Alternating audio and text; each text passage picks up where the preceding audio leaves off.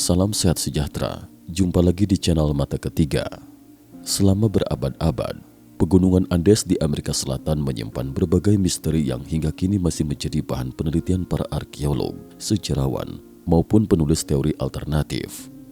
Di antara sekian banyak teka-teki tersebut, salah satu yang paling menarik perhatian adalah keberadaan tengkorak manusia dengan bentuk kepala yang memanjang secara tidak biasa.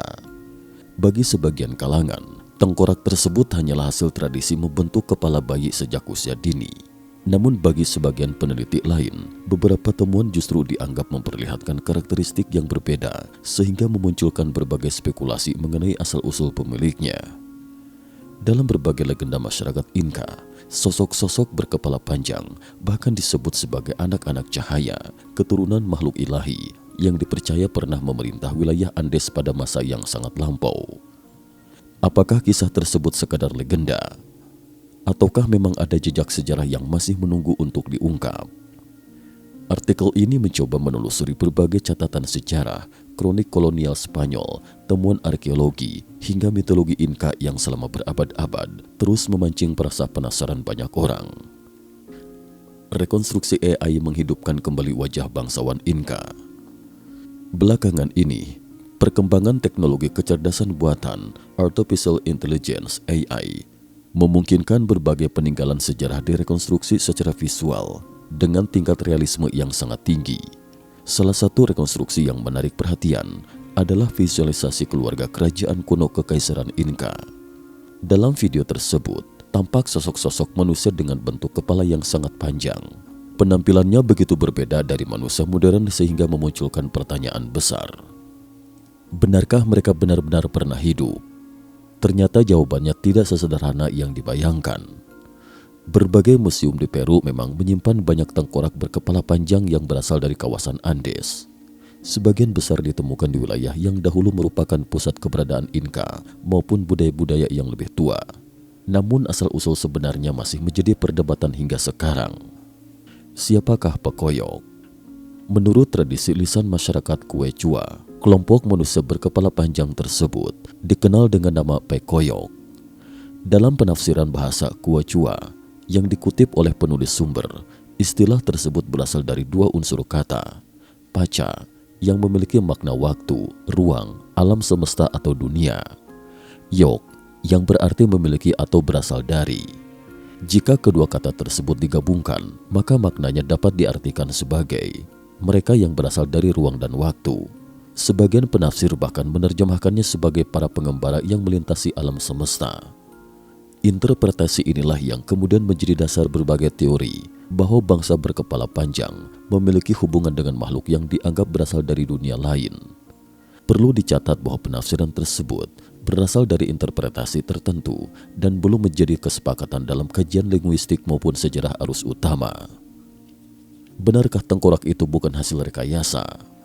Selama bertahun-tahun, penjelasan yang paling banyak diterima kalangan arkeolog adalah bahwa bentuk kepala memanjang di Amerika Selatan merupakan hasil cranial deformation, yaitu praktek membentuk tengkorak bayi menggunakan papan kayu, kain, atau alat pengikat sejak usia sangat dini. Tradisi seperti ini sebenarnya tidak hanya ditemukan di Peru. Praktek serupa juga pernah dilakukan oleh berbagai kebudayaan kuno di Bolivia, Meksiko, Asia Tengah, Mongolia, sebagian Afrika, hingga beberapa wilayah Eropa Timur. Karena tengkorak bayi masih lunak, tekanan yang dilakukan secara terus-menerus selama masa pertumbuhan dapat mengubah bentuk kepala tanpa mengurangi fungsi otak secara signifikan. Namun demikian, penulis sumber mengutip sejumlah penelitian dan pendapat yang mengklaim adanya beberapa tengkorak dengan karakteristik berbeda. Menurut narasi tersebut, terdapat spesimen yang memiliki volume rongga kepala lebih besar dibandingkan tengkorak manusia pada umumnya. Perbedaan inilah yang kemudian digunakan untuk mendukung dugaan bahwa sebagian tengkorak mungkin tidak sepenuhnya merupakan hasil pembentukan buatan. Klaim mengenai kapasitas otak yang disebut sekitar 20% lebih besar maupun dugaan adanya perbedaan DNA hingga kini masih menjadi bahan perdebatan dan belum diterima sebagai kesimpulan ilmiah yang mapan. Penelusuran melalui kronik Spanyol abad ke-16. Untuk mencari jawaban mengenai misteri tersebut, Penulis sumber mengaku menelusuri berbagai dokumen sejarah, terutama kronik Peru pada masa kolonial Spanyol, sekitar abad ke-16 hingga ke-17. Dokumen-dokumen tersebut memuat catatan para penjelajah dan penakluk Spanyol yang menjadi saksi langsung kehidupan masyarakat Inka setelah penaklukan dimulai pada 1532 ketika pasukan Francisco Pizarro memasuki wilayah kekaisaran Inka. Dari berbagai catatan itu, muncul sebuah narasi yang jauh lebih kompleks dibanding sekadar bentuk tengkorak. Dalam sejumlah kisah tradisional yang dicatat pada masa kolonial, manusia berkepala panjang digambarkan bukan sebagai manusia biasa. Mereka dipercaya sebagai keturunan hasil perkawinan antara makhluk ilahi dengan manusia. Dalam legenda tersebut, mereka dikenal dengan sebutan Los Hijos de la Luz, anak-anak cahaya. Sebutan ini menjadi salah satu bagian paling menarik dalam mitologi Inka karena membedakan mereka dari masyarakat biasa yang disebut sebagai Los Hijos de los Hombres atau anak-anak manusia. Simbol matahari yang menjadi misteri. Salah satu hal yang juga menarik perhatian penulis adalah simbol yang hampir selalu muncul dalam berbagai penggambaran penguasa Inka. Pada banyak ilustrasi kuno, Kaisar Inka diperlihatkan seolah-olah sedang mengangkat matahari dengan kedua tangannya. Simbol tersebut dianggap memiliki makna spiritual yang sangat kuat. Penulis kemudian membandingkannya dengan simbol kuno dari Tiongkok yang terdapat pada askara tulang ramalan, Oracle Bone Script. Menurut interpretasi yang dikemukakan dalam sumber, terdapat kemiripan visual antara simbol tersebut dengan karakter kuno yang berkaitan dengan dinasti Xia. Kesamaan ini kemudian digunakan sebagai dasar untuk menghubungkan peradaban Inka dengan berbagai legenda kuno Asia Timur. Namun, hubungan tersebut masih berupa interpretasi dan belum memiliki bukti arkeologis yang dapat membuktikan adanya keterkaitan langsung antara kedua peradaban. Benang merah yang mulai terbentuk. Semakin banyak dokumen kuno yang dipelajari, semakin banyak pula pola-pola yang tampak saling berkaitan. Legenda tentang manusia berkepala panjang, catatan kolonial Spanyol, mitologi mengenai anak-anak cahaya, simbol matahari, hingga kisah tentang makhluk ilahi yang turun dari langit. Masing-masing berasal dari sumber yang berbeda, tetapi dalam narasi yang sedang ditelusuri, tampak seolah membentuk satu rangkaian cerita yang utuh. Apakah semua itu hanyalah kebetulan? Ataukah memang terdapat sepotong sejarah kuno yang selama ini belum berhasil dipahami secara menyeluruh? Pertanyaan tersebut menjadi awal dari perjalanan panjang menuju salah satu misteri terbesar di kawasan Andes.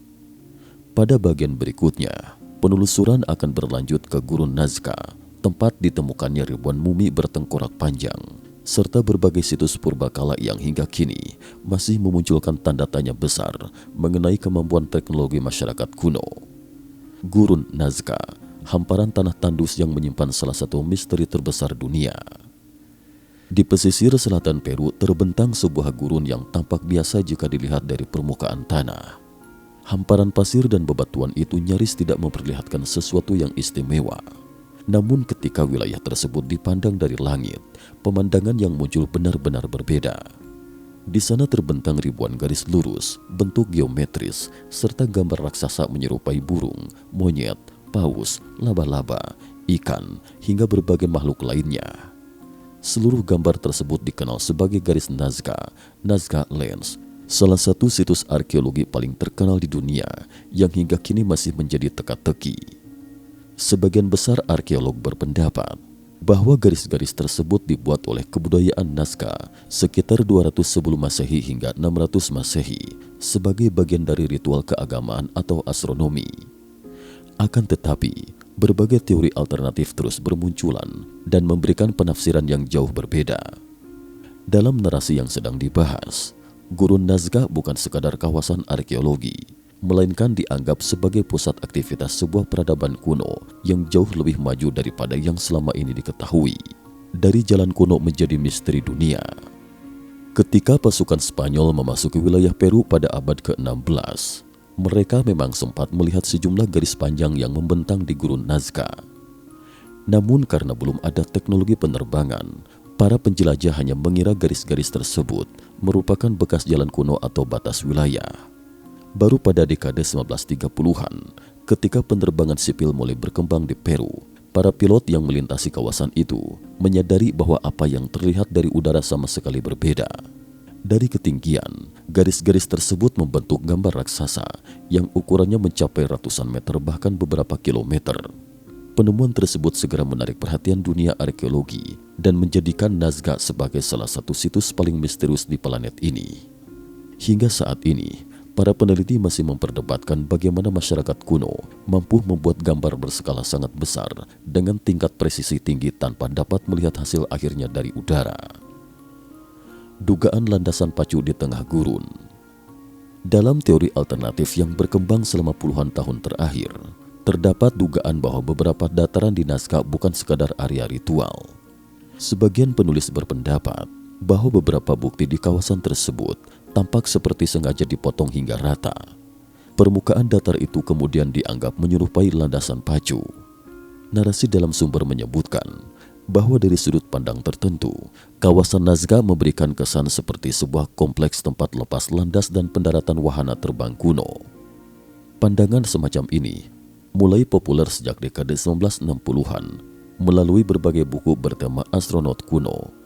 Namun hingga kini tidak ditemukan bukti arkeologis yang dapat membuktikan bahwa kawasan tersebut pernah digunakan sebagai bandara ataupun lokasi pendaratan pesawat luar angkasa.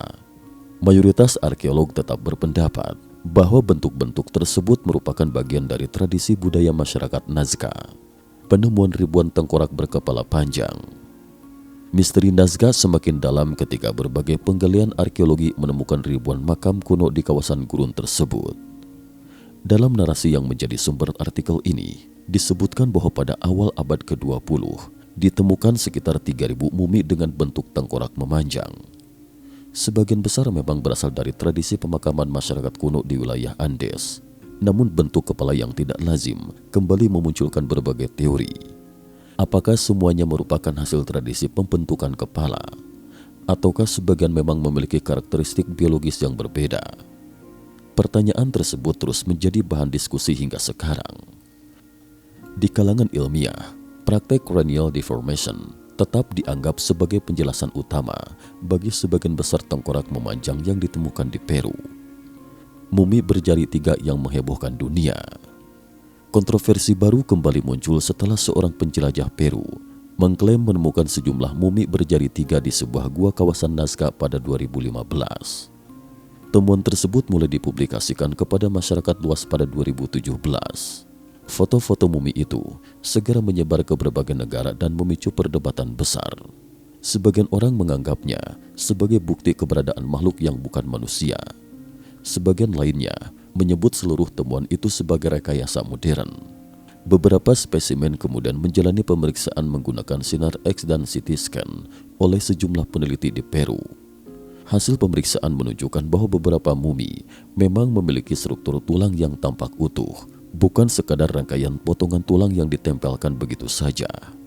Namun di sisi lain, beberapa spesimen lain justru dinyatakan merupakan hasil modifikasi manusia. Karena itu, hingga saat ini status keseluruhan temuan tersebut masih menjadi perdebatan yang belum mencapai kesimpulan ilmiah yang disepakati secara luas. Klaim DNA yang memicu kontroversi. Dalam berbagai video dan artikel alternatif, sering muncul klaim bahwa DNA mumi Nazca hanya sekitar 30% yang dikenali sebagai DNA manusia, sedangkan sisanya disebut tidak dapat diidentifikasi. Narasi tersebut juga muncul dalam sumber artikel ini. Namun perlu dipahami bahwa klaim tersebut belum pernah diterima sebagai kesimpulan ilmiah oleh komunitas penelitian internasional. Beberapa ahli genetika menjelaskan bahwa hasil DNA yang tidak terbaca tidak otomatis berarti berasal dari makhluk luar angkasa. Kondisi tersebut dapat disebabkan oleh banyak faktor, seperti kerusakan sampel, kontaminasi, kualitas jaringan yang buruk, maupun keterbatasan data pembanding. Karena itulah, hingga kini persoalan DNA mumi Nazca masih berada dalam wilayah penelitian dan perdebatan. Mengapa ada mumi palsu? Salah satu fakta yang justru membuat misteri semakin rumit adalah ditemukannya beberapa spesimen yang terbukti merupakan hasil rekayasa. Beberapa mumi alien ternyata dibuat dari gabungan tulang manusia dan hewan yang disusun kembali sehingga membentuk sosok baru. Bagi sebagian peneliti, temuan tersebut menjadi bukti bahwa seluruh kasus hanyalah penipuan. Namun penulis sumber justru mengajukan pertanyaan berbeda. Mengapa masyarakat ratusan tahun lalu sampai membuat benda-benda seperti itu? Apakah mereka sekadar menciptakan simbol ritual? Ataukah mereka sedang meniru sesuatu yang pernah mereka lihat? Pertanyaan tersebut memang belum memiliki jawaban pasti, tetapi terus memancing rasa ingin tahu banyak orang. Simbol makhluk berjari 3 pada artefak Nazca. Hal lain yang dianggap menarik adalah keberadaan berbagai gambar pada keramik, tekstil, dan benda ritual kuno dari kawasan Nazca. Beberapa artefak memang memperlihatkan sosok manusia bergaya simbolis dengan jari-jari yang tampak lebih sedikit daripada manusia modern. Dalam narasi alternatif, gambar-gambar tersebut dianggap memiliki hubungan dengan mumi berjari 3. Namun para arkeolog mengingatkan bahwa seni prasejarah seringkali bersifat simbolik sehingga bentuk tubuh yang digambarkan tidak selalu dimaksudkan sebagai representasi anatomi sebenarnya. Karena itu, hubungan langsung antara artefak tersebut dengan mumi berjari 3 hingga kini belum dapat dibuktikan. Misteri yang terus mengundang pertanyaan. Semakin banyak data yang dikumpulkan, semakin banyak pula pertanyaan yang muncul. Mengapa Gurun Nazca dipenuhi gambar raksasa yang hanya dapat dikenali dari udara? Mengapa kawasan yang sama juga menghasilkan ribuan tengkorak berkepala panjang? Mengapa berbagai legenda masyarakat setempat terus mengisahkan tentang makhluk yang datang dari langit?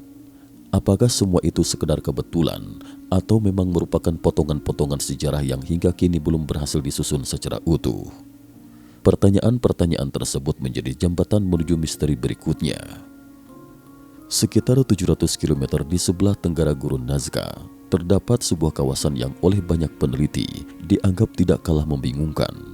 Di sanalah berdiri Danau Titicaca dan kompleks megalitik Puma Punku, sebuah situs yang hingga kini masih memicu perdebatan mengenai kemampuan teknologi masyarakat kuno.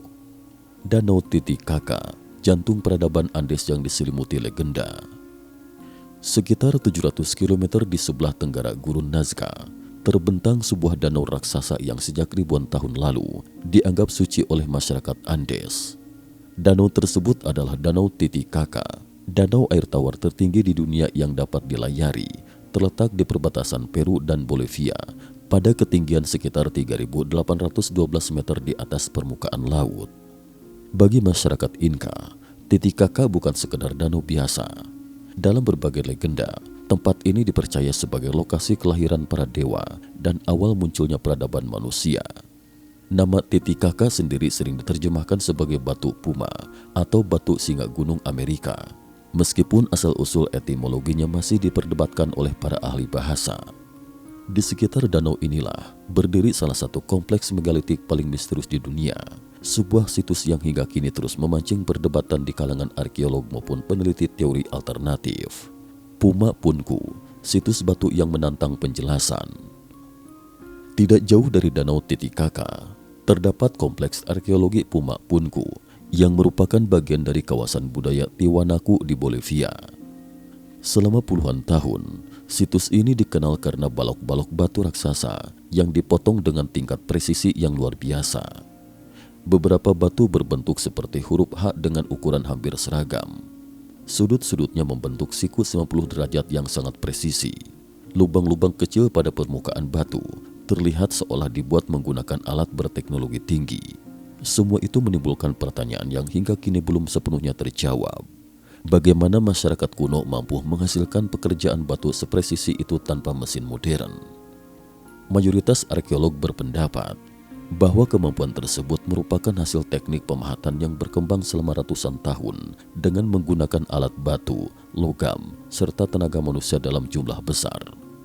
Namun sebagian peneliti alternatif menganggap penjelasan tersebut masih belum mampu menjawab seluruh karakteristik bangunan di Puma Punku. Bangunan para dewa. Ketika para peneliti mewawancarai masyarakat lokal di Bolivia mengenai asal-usul Puma Punku, banyak di antara mereka memberikan jawaban yang hampir serupa. Menurut cerita yang diwariskan turun-temurun, bangunan tersebut bukan dibuat oleh manusia biasa, melainkan dibangun oleh para dewa. Ketika ditanya siapakah dewa yang dimaksud, mereka menunjuk kepada sosok yang terpahat pada sebuah gerbang batu monumental yang berada tidak jauh dari kompleks tersebut. Sosok itu dikenal sebagai Viracocha. Dalam mitologi Andes, Viracocha dipandang sebagai dewa pencipta yang menciptakan langit, bumi, matahari, bulan, manusia, serta mengajarkan berbagai pengetahuan kepada umat manusia. Bagi masyarakat Inka, ia merupakan salah satu figur paling dihormati dalam keseluruhan sistem kepercayaan mereka. Viracocha dan sosok manusia burung. Dalam beberapa penggambaran kuno, Viracocha memiliki penampilan yang tidak biasa. Ia digambarkan sebagai sosok manusia dengan atribut yang menyerupai burung, lengkap dengan ornamen yang memancarkan sinar matahari. Narasi dalam sumber kemudian membandingkan gambaran tersebut dengan berbagai tokoh mitologi dari belahan dunia lain. Penulis menghubungkannya dengan tokoh manusia burung yang terdapat dalam kitab kuno Tiongkok San Hai Ching, bahkan membandingkannya dengan legenda mengenai klan Fang Feng. Kesamaan-kesamaan visual seperti inilah yang menurut penulis membentuk pola menarik. Meskipun demikian, hingga kini belum terdapat bukti sejarah yang menunjukkan adanya hubungan langsung antara kebudayaan Andes dengan peradaban Tiongkok kuno. Sebagian besar kemiripan tersebut masih berada pada tingkat interpretasi simbolik. Misteri permukaan laut purba. Narasi kemudian membawa pembaca kepada sebuah teori lain yang tidak kalah menarik. Pada masa zaman es, sekitar 20.000 tahun lalu, permukaan laut dunia memang diketahui berada sekitar 120 meter lebih rendah dibandingkan kondisi saat ini. Akibatnya, banyak daratan yang kini berada di bawah laut dahulu masih muncul di permukaan. Berdasarkan kondisi tersebut, penulis mengemukakan dugaan bahwa jalur pegunungan bawah laut di Samudra Pasifik mungkin dahulu membentuk semacam rantai pulau yang dapat dilalui. Jika ditarik dari gurun Nazca ke arah barat, jalur tersebut tampak mengarah menuju sebuah pulau yang sejak lama juga dikenal penuh misteri. Pulau itu adalah Pulau Paskah, Easter Island, Rapa Nui. Pulau Paskah, negeri para patung raksasa.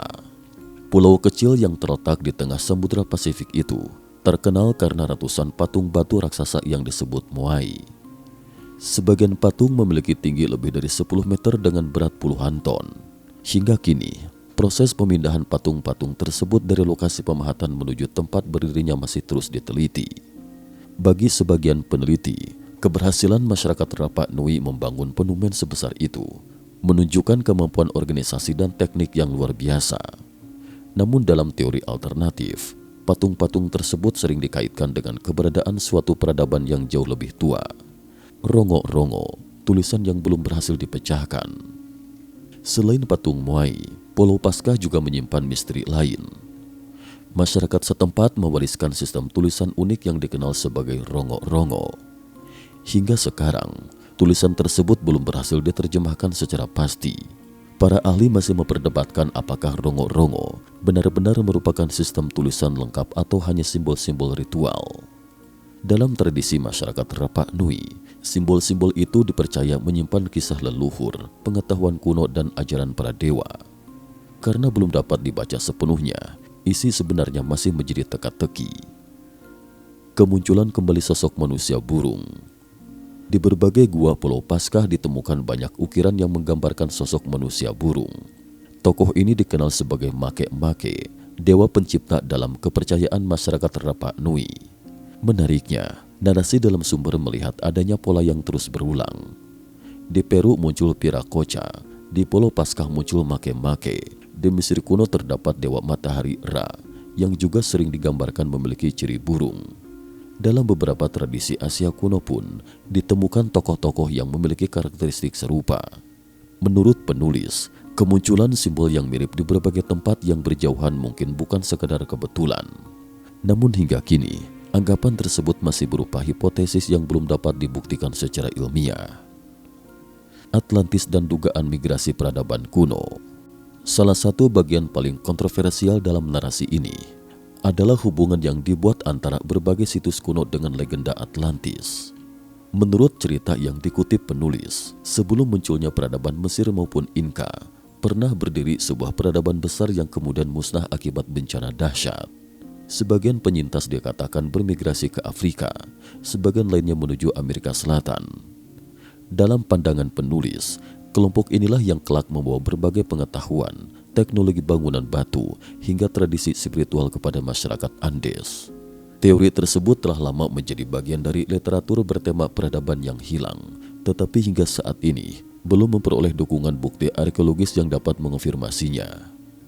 Semakin banyak petunjuk, semakin banyak pertanyaan. Setelah menelusuri Gurun Nazca, Puma Punku, Danau Titicaca, hingga Pulau Paskah, penulis merasa semakin sulit menganggap seluruh kemiripan tersebut sebagai kebetulan semata. Di berbagai tempat muncul pola yang hampir serupa.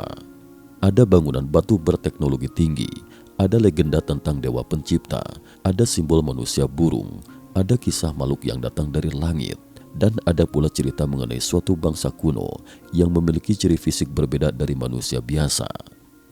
Apakah semuanya merupakan warisan budaya yang berkembang secara terpisah? Ataukah memang pernah ada suatu peradaban besar yang pengaruhnya menyebar ke berbagai belahan dunia? Pertanyaan itu masih belum memiliki jawaban yang pasti, namun satu hal mulai terlihat jelas. Jika ingin memahami asal-usul manusia berkepala panjang yang menjadi inti misteri ini, penelusuran tidak cukup hanya mengandalkan legenda. Diperlukan pula kesaksian dari orang-orang yang pernah melihat mereka secara langsung. Dan salah satu nama yang paling sering muncul dalam pencarian tersebut adalah seorang penakluk sekaligus sejarawan Spanyol abad ke-16, Pedro César de León. Catatan yang ditinggalkannya tentang ibu kota Kekaisaran Inka menjadi salah satu sumber paling penting dalam upaya memahami siapa sebenarnya manusia berkepala panjang yang selama berabad-abad dikenal sebagai anak-anak cahaya. Catatan seorang saksi mata dari abad ke-16. Di antara berbagai sumber sejarah yang membahas Kekaisaran Inka, terdapat satu nama yang hampir selalu dijadikan rujukan oleh para peneliti, yaitu Pedro César de León. Pedro César de León merupakan seorang penjelajah, prajurit, sekaligus penulis kronik Spanyol yang mengikuti ekspedisi penaklukan Amerika Selatan pada pertengahan abad ke-16. Ia dikenal luas karena berusaha mencatat berbagai aspek kehidupan masyarakat Inka secara rinci mulai dari budaya, pemerintahan, adat istiadat, hingga kepercayaan mereka. Sekitar tahun 1548 hingga 1550, setelah mengunjungi ibu kota Kekaisaran Inka di Cusco, Pedro mulai menyusun berbagai catatan yang kemudian diterbitkan dalam karya monumentalnya, El Scenario de los Incas, Pemerintahan Bangsa Inka. Berbeda dengan banyak kisah yang berkembang melalui tradisi lisan, catatan Pedro memiliki nilai sejarah yang tinggi karena ditulis oleh seseorang yang menyaksikan langsung kondisi masyarakat Andes tidak lama setelah penaklukan Spanyol. Namun di balik nilai historis tersebut, tersimpan pula sebuah kisah yang hingga kini masih mengundang perdebatan. Bangsa berkepala panjang yang dilihat langsung di Cusco. Dalam kroniknya, Pedro menuliskan bahwa ketika memasuki Cusco, ia melihat cukup banyak orang yang memiliki bentuk kepala memanjang. Orang-orang Spanyol kemudian menyebut kelompok tersebut sebagai Orejones, yang secara harfiah berarti orang-orang bertelinga besar. Sebutan itu muncul bukan tanpa alasan. Hampir seluruh anggota kelompok bangsawan Inka mengenakan hiasan telinga berukuran sangat besar sehingga daun telinga mereka memanjang hingga mendekati bahu. Bagi bangsa Spanyol, penampilan tersebut sangat tidak biasa. Namun semakin lama melakukan pengamatan, Pedro menemukan sesuatu yang jauh lebih menarik. Menurut catatannya, ternyata tidak semua orang berkepala panjang memiliki asal-usul yang sama.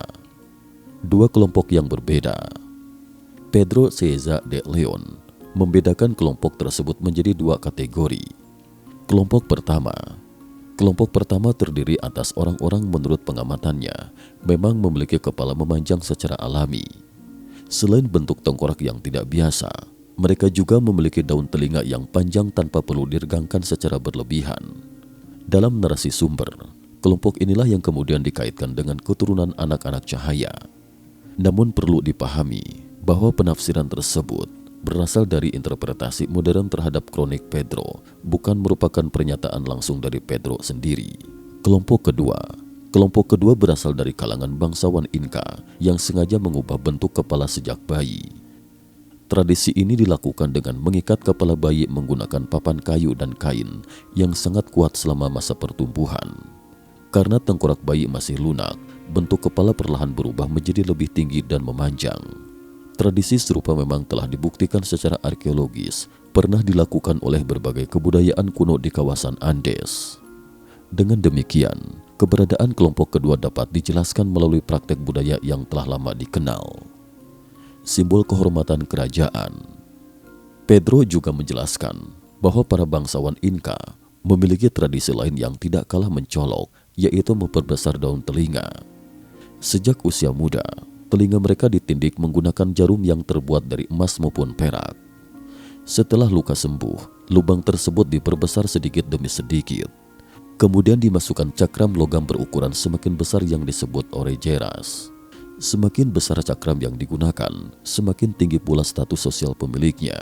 Akibat berat cakram logam tersebut, daun telinga perlahan tertarik ke bawah hingga dapat menjuntai hampir mencapai bahu.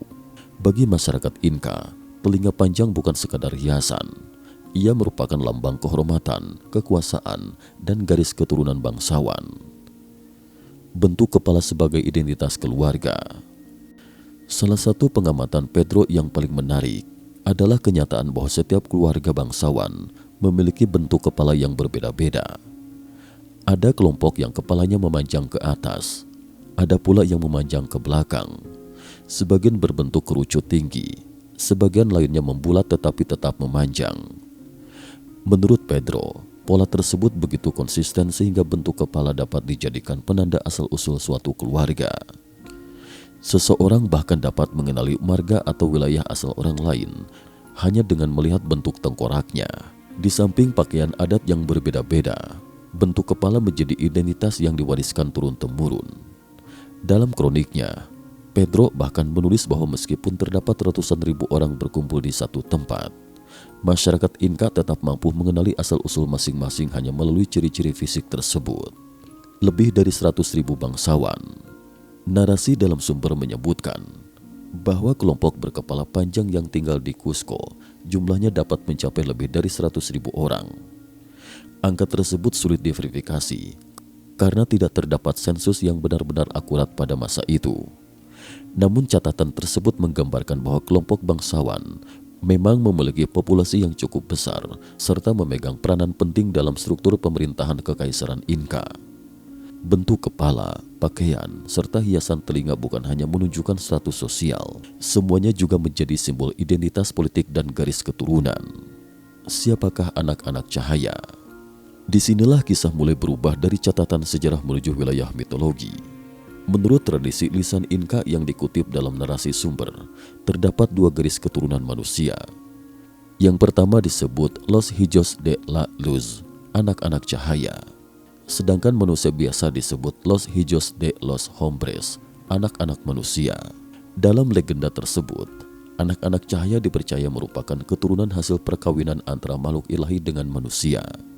Mereka digambarkan memiliki kecerdasan tinggi, kemampuan spiritual yang luar biasa, serta dipercaya membawa berbagai pengetahuan kepada umat manusia. Narasi ini merupakan bagian dari mitologi Inka dan tidak memiliki bukti sejarah yang dapat mengonfirmasi keberadaan kelompok tersebut sebagai entitas biologis yang nyata. Generasi para raksasa. Legenda yang dikutip dalam sumber bahkan melangkah lebih jauh. Diceritakan bahwa sebelum munculnya anak-anak cahaya, telah ada generasi pertama hasil perkawinan antara makhluk langit dengan manusia. Generasi pertama itu digambarkan sebagai bangsa raksasa. Penulis sumber kemudian menghubungkan kisah tersebut dengan Nephilim, tokoh yang muncul dalam beberapa tradisi Yahudi kuno dan kitab Henokh. Menurut narasi tersebut, para raksasa hidup pada masa yang sangat jauh di masa lampau sebelum akhirnya menghilang akibat bencana besar. Sementara itu, anak-anak cahaya disebut sebagai generasi berikutnya yang bertubuh lebih kecil tetapi memiliki kepala lebih panjang dan kemampuan intelektual yang jauh melampaui manusia biasa. Hubungan antara mitologi Inka dengan tradisi kitab Henokh merupakan interpretasi penulis sumber dan belum didukung oleh bukti sejarah yang menunjukkan adanya keterkaitan langsung antara kedua tradisi tersebut. Viracocha dan asal-usul darah suci. Dalam kisah lisan yang berkembang di kawasan Andes, Viracocha tidak hanya dikenal sebagai dewa pencipta, ia juga dipercaya menjadi leluhur spiritual bagi para penguasa pertama. Narasi sumber menyebutkan bahwa Viracocha membawa unsur ilahi yang kemudian diwariskan kepada keturunannya melalui garis ibu. Karena itulah, dalam legenda tersebut, garis maternal dianggap sebagai pembawa darah suci, keturunan ilahi yang kelak dikenal sebagai anak-anak cahaya. Mereka percaya memiliki kemampuan berpikir yang jauh melampaui manusia biasa. Bahkan kepala mereka yang memanjang diyakini bukan sekadar ciri fisik, melainkan simbol sekaligus wadah kekuatan spiritual yang diwariskan oleh Viracocha. Dalam konteks akademik, kisah tersebut dipandang sebagai bagian dari mitologi penciptaan masyarakat Andes, bukan sebagai fakta sejarah yang dapat diverifikasi. Awal sebuah kekuasaan yang disegani, legenda kemudian menggambarkan bahwa anak-anak cahaya menjadi pemimpin pertama yang menguasai wilayah pegunungan Andes. Mereka dipercaya mengajarkan pertanian, pembangunan kota, astronomi, hingga tata pemerintahan. Masyarakat memandang mereka sebagai makhluk setengah dewa yang memiliki hubungan langsung dengan langit. Selama berabad-abad, mereka dihormati dan dipatuhi tanpa perlawanan. Namun sebagaimana banyak kisah mengenai kejayaan peradaban kuno, masa keemasan tersebut tidak berlangsung selamanya. Dalam tradisi lisan Inka, diceritakan bahwa lambat laun para penguasa mulai berubah.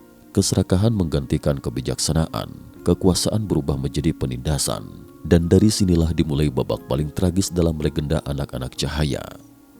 Konon, bangsa yang dahulu dipuja sebagai pembawa peradaban, perlahan kehilangan sifat ilahinya, berubah menjadi penguasa yang kejam, hingga akhirnya menghadapi pemberontakan besar yang mengakhiri kejayaan mereka. Misteri manusia berkepala panjang dari Kekaisaran Inka, ketika para penguasa mulai kehilangan jati diri. Dalam berbagai mitologi kuno, hampir selalu terdapat pola yang sama. Sebuah bangsa atau peradaban digambarkan mencapai puncak kejayaan berkat kebijaksanaan, ilmu pengetahuan, dan kepemimpinan yang dihormati. Namun seiring berjalannya waktu, kejayaan itu perlahan berubah menjadi kesombongan hingga akhirnya berujung pada kehancuran. Narasi mengenai anak-anak cahaya dalam tradisi lisan Inka juga mengikuti pola serupa. Menurut kisah yang dikutip dalam sumber, generasi awal anak-anak cahaya digambarkan sebagai sosok yang membawa pengetahuan kepada manusia. Mereka dipercaya mengajarkan cara membangun kota, mengolah pertanian, memahami pergerakan bintang, hingga menyusun tatanan pemerintahan yang teratur. Karena dianggap memiliki hubungan langsung dengan Viracocha, mereka dipandang sebagai pemimpin yang memiliki legitimasi ilahi. Namun, legenda tersebut menyebutkan bahwa setelah memerintah selama masa yang sangat panjang, sifat mereka perlahan berubah, dari pembawa peradaban menjadi penguasa yang kejam. Mitologi Inka menggambarkan bahwa kekuasaan yang semula dijalankan dengan kebijaksanaan akhirnya berubah menjadi tirani. Dalam narasi tersebut disebutkan bahwa anak-anak cahaya mulai melupakan asal-usul mereka. Mereka tidak lagi hidup sesuai ajaran Sang Pencipta. Keserakahan mulai menguasai para penguasa. Mereka semakin tenggelam dalam ambisi, kekuasaan, dan berbagai bentuk penyimpangan moral. Menurut legenda, masyarakat yang sebelumnya menghormati mereka kini justru hidup di bawah penindasan. Pengorbanan ritual yang semakin kejam mulai dilakukan. Kekerasan menjadi hal yang biasa. Kehormatan kepada Sang Pencipta perlahan menghilang. Dalam kisah tersebut, bangsa yang dahulu dipandang sebagai pembawa cahaya akhirnya berubah menjadi simbol kegelapan. Perlu dipahami bahwa seluruh kisah ini berasal dari tradisi mitologis dan tidak dapat diperlakukan sebagai fakta sejarah yang telah terbukti. Awal mula pemberontakan besar. Setiap kekuasaan yang dibangun di atas ketakutan pada akhirnya akan menghadapi perlawanan. Demikian pula yang digambarkan dalam legenda anak-anak cahaya. Narasi menyebutkan bahwa setelah sekian lama hidup dalam penindasan, manusia biasa yang dikenal sebagai anak-anak manusia mulai menyadari bahwa para penguasa tersebut ternyata tidak lagi memiliki kekuatan sebagaimana yang selama ini mereka yakini. Rasa takut perlahan berubah menjadi keberanian. Di berbagai wilayah Amerika Tengah dan pegunungan Andes, manusia mulai bersatu, pemberontakan besar pun meletus. Bagi penulis sumber, inilah titik balik paling menentukan dalam keseluruhan legenda Inka. Api turun dari langit. Di tengah berlangsungnya pemberontakan itu, mitologi Inka menggambarkan terjadinya sebuah peristiwa kosmis yang luar biasa. Langit dikatakan terbelah, suara gemuruh memenuhi angkasa, kemudian turunlah api dari langit. Dalam penafsiran penulis sumber, istilah tersebut dianggap mungkin merujuk pada hujan meteor berskala besar. Interpretasi ini kemudian dikaitkan dengan berbagai legenda dunia mengenai bencana langit, meskipun tidak terdapat bukti ilmiah yang menghubungkan kisah tersebut dengan satu peristiwa astronomi tertentu. Dalam legenda, hujan api itu berpadu dengan pemberontakan manusia. Bangsa yang selama ribuan tahun menguasai Andes akhirnya mengalami kekalahan. Sebuah kalimat yang dikutip dalam narasi bahkan berbunyi, "Pada akhirnya kami membunuh mereka semua." Kalimat singkat itu menjadi penutup tragis bagi kisah anak-anak cahaya dalam legenda Inka. Pelarian terakhir ke Gunung Nazca. Meski demikian, legenda menyebutkan bahwa tidak semua anak-anak cahaya tewas. Sebagian kecil dikisahkan berhasil melarikan diri menuju kawasan terpencil di Gurun Nazca. Pada masa itu, wilayah tersebut digambarkan masih berupa kawasan tandus yang jarang dihuni. Mereka memilih hidup terasing, jauh dari pusat-pusat permukiman manusia. Namun, menurut legenda, perubahan iklim yang terjadi setelah bencana besar menyebabkan oasis-oasis di gurun mulai mengering. Sumber makanan semakin sulit diperoleh. Sedikit demi sedikit, populasi mereka terus menyusut hingga akhirnya menghilang dari sejarah. Tidak ada lagi catatan yang menjelaskan nasib keturunan terakhir mereka. Mereka lenyap bersama waktu, menyisakan tengkorak, makam, dan legenda yang terus diwariskan turun-temurun. Bangkitnya penguasa baru. Setelah keruntuhan anak-anak cahaya, legenda menyebutkan bahwa manusia biasa mengambil alih kekuasaan. Generasi inilah yang kemudian berkembang menjadi leluhur bangsa-bangsa Andes, termasuk Kekaisaran Inka yang muncul jauh lebih kemudian. Namun ada satu persoalan, bagaimana mungkin para penguasa baru memperoleh kewibawaan yang sama dengan bangsa yang selama berabad-abad dipandang sebagai keturunan dewa? Mereka memilih sebuah jalan yang unik. Mereka mulai meniru penampilan fisik para penguasa terdahulu. Tradisi membentuk kepala bayi. Inilah bagian yang sering dikaitkan dengan praktek deformasi tengkorak pada masyarakat Andes. Dalam narasi disebutkan bahwa para ibu dari kalangan bangsawan mengikat kepala bayi menggunakan papan kayu dan kain yang sangat kuat. Karena tengkorak bayi masih lunak, bentuk kepala perlahan berubah menjadi lebih tinggi dan memanjang. Tradisi ini dipercaya sebagai bentuk penghormatan terhadap para penguasa kuno yang pernah dianggap suci. Dalam kajian arkeologi modern, praktek tersebut memang telah terbukti pernah dilakukan oleh berbagai kebudayaan di Amerika Selatan. Namun alasan pelaksanaannya masih diperdebatkan. Sebagian ahli menganggapnya sebagai simbol status sosial. Sebagian lainnya melihatnya sebagai penanda identitas etnis. Sedangkan narasi dalam sumber menghubungkannya dengan upaya meniru penampilan anak-anak cahaya. Mengapa telinga dipanjangkan? Menariknya, dalam kisah lisan yang dikutip penulis, Viracocha justru hanya memerintahkan manusia untuk memanjangkan telinga. Tidak terdapat perintah mengenai pemanjangan kepala. Menurut legenda tersebut, telinga panjang menjadi simbol bahwa seseorang merupakan pengikut sang dewa. Karena itu, para bangsawan Inka mulai mengenakan cakram telinga yang semakin lama semakin besar hingga daun telinga mereka memanjang. Tradisi inilah yang kemudian membuat bangsa Spanyol menjuluki mereka sebagai orejones atau orang-orang bertelinga besar. Misteri yang menyebar ke berbagai penjuru dunia. Penulis sumber kemudian mengajukan sebuah pertanyaan yang menjadi inti keseluruhan teorinya. Jika memang pernah ada suatu bangsa berkepala panjang yang memiliki asal-usul berbeda dari manusia biasa, mungkinkah mereka hanya hidup di wilayah Peru? Menurutnya, kemungkinan tersebut sangat kecil. Ia berpendapat bahwa jejak manusia berkepala panjang juga ditemukan di berbagai wilayah lain, antara lain Afrika, Mongolia, Asia Tengah, kawasan Laut Hitam, hingga India kuno. Memang benar bahwa tradisi deformasi tengkorak pernah ditemukan di berbagai peradaban tersebut. Namun hingga kini tidak terdapat bukti ilmiah yang menunjukkan bahwa semuanya berasal dari satu ras atau satu kelompok yang sama. Sebagian besar arkeolog justru menilai praktek tersebut berkembang secara mandiri pada berbagai kebudayaan yang berbeda. Kepala sebagai antena kosmis. Salah satu bagian paling filosofis dalam narasi ini adalah penjelasan mengenai pandangan spiritual bangsa Inka terhadap kepala manusia. Menurut penulis, dalam tradisi Andes kuno, kepala dipandang sebagai pusat energi kehidupan. Ia kemudian membandingkan konsep tersebut dengan ajaran yoga tantra dan Buddhisme Vajrayana yang mengenal konsep cakra mahkota sebagai pusat kesadaran spiritual. Dari sinilah muncul sebuah spekulasi. Apabila seseorang memiliki kapasitas tengkorak yang lebih besar, mungkinkah ia memiliki kemampuan kesadaran yang berbeda? Penulis mengaitkannya dengan meditasi mendalam, telepati, hingga kemungkinan berkomunikasi dengan makhluk dari alam lain.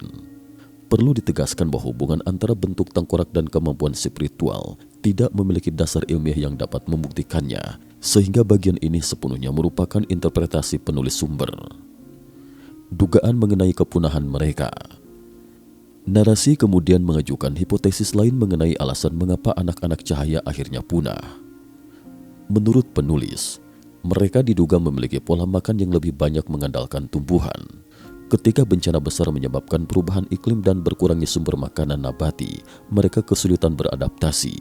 Sementara manusia lain mulai mengonsumsi daging untuk bertahan hidup. Bangsa tersebut dikatakan tidak mampu menyesuaikan diri. Akibatnya, jumlah mereka terus menurun hingga akhirnya menghilang. Hipotesis ini kemudian dihubungkan dengan kisah dalam kitab Kejadian mengenai perubahan pola makan manusia setelah air bah pada masa Nuh. Hubungan antara mitologi Inka dan narasi Alkitab merupakan interpretasi penulis sumber, bukan kesimpulan yang diterima dalam kajian sejarah maupun teologi. Di persimpangan antara sejarah dan legenda, pada akhirnya, misteri manusia berkepala panjang tetap berada di persimpangan antara fakta arkeologi, catatan sejarah, mitologi, dan spekulasi. Di satu sisi, dunia arkeologi memang mengakui keberadaan ribuan tengkorak memanjang, tradisi deformasi tengkorak, kompleks megalitik seperti Pumak Punku, garis Nazca, serta kronik para penakluk Spanyol yang menggambarkan kehidupan masyarakat Inka.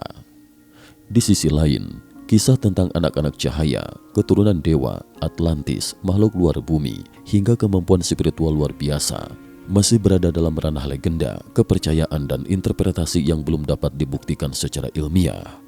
Justru disinilah daya tarik terbesar dari kisah ini. Semakin banyak bukti sejarah yang berhasil diungkap, semakin banyak pula pertanyaan baru yang muncul. Apakah legenda-legenda tersebut hanyalah simbol yang diwariskan dari generasi ke generasi? Ataukah di balik semua kisah itu, memang tersembunyi serpihan sejarah sebuah peradaban kuno yang hingga kini belum sepenuhnya berhasil dipahami? Jawabannya mungkin masih menunggu untuk ditemukan. Hingga saat itu tiba, misteri manusia berkepala panjang dari Andes akan tetap menjadi salah satu teka-teki paling memikat dalam sejarah peradaban kuno dunia. Cukup sekian dulu, terima kasih atas perhatiannya.